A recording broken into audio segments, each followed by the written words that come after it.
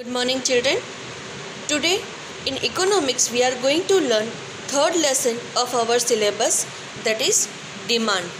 I think the simple meaning of demand you all know very well. What do you mean by demand? Demand means something we want or we wish or we are in need of some commodity or something which can give us comfort or satisfy our need. Demand means we can say that if you go to market, there are variety of things, but you select very few among them as per your need and as per your budget. So what more about demand we are going to discuss in this lesson. In this lesson we are going to learn meaning of demand, factors affecting demand, determinants of demand, demand function, law of demand, and all other extra topics related to demand. So let us begin. First we'll start with the meaning of demand.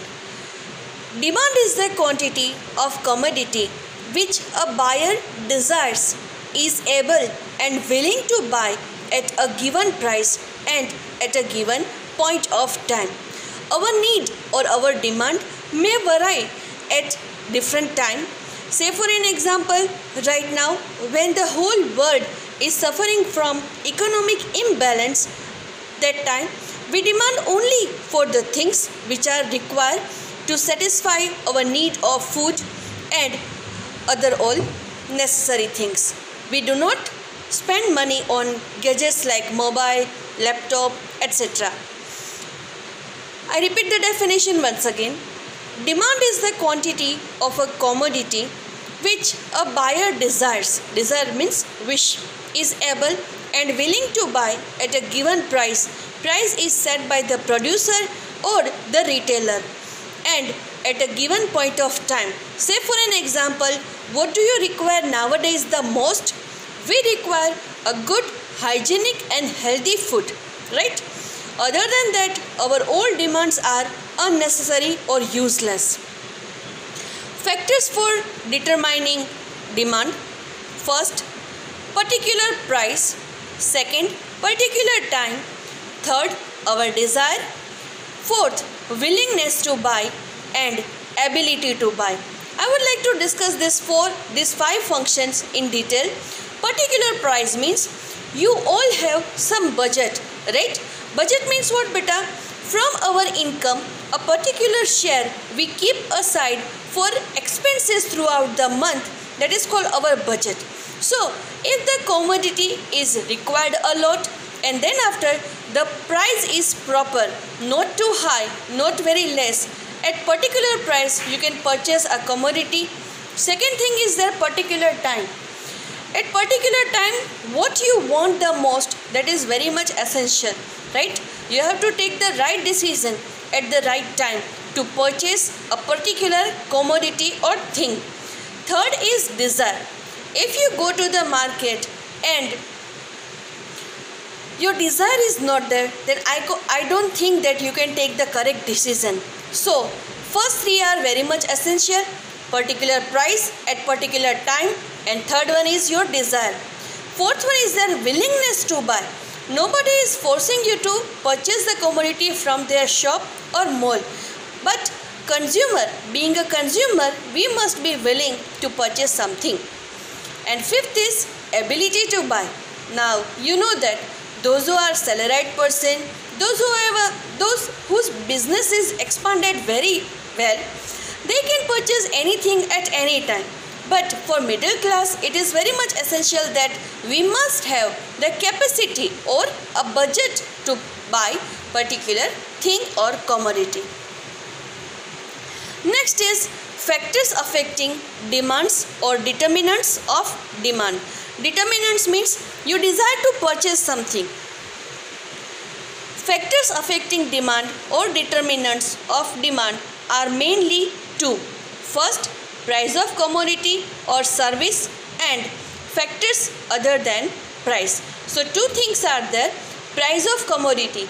If we select, say for an example, any mobile only, then first we compare the price of selected models and then after its features, right? If I am not wrong, you might be wishing to purchase an Apple iPhone, but the thing is that sometimes the budget is not in our hand and we have to compromise with that, and we have to satisfy ourselves with some other company, right? Price of a commodity. Most important determinants of demand of a commodity. And second one is that other determinants like taste and preference of a consumer. Preference means choice of a consumer. Income of a consumer. Price of related goods. Price of substitute goods. Substitutes means if just now I given you example, whichever the mobile you want, if it is of high price, then you might be satisfy yourself with some other model which cheap price. Substitute goods and price of complementary goods. Expectation about future price. You may think that in future, if any new mobile is launched in the market, then it may happen that its price will be very high, but it may expected that in future the price may fall and you can purchase your desired mobile. Expectation about future price and size of population and their demographic profile. Next is demand function. Demand function specifies a functional relationship between demand for goods and the determinants of this demand. It can be expressed as follows. Here some aspects are given to you. Please have a look.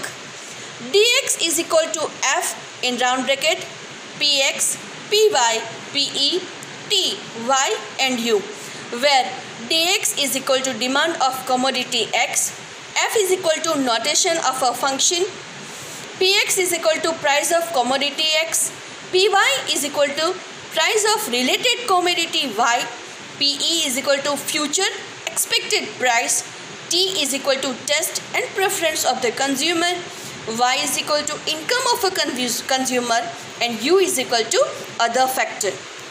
Now they have been applied some law of demands. Let us see what are they. Law of demands. When other factors influencing means affecting demand remain unchanged. If price of a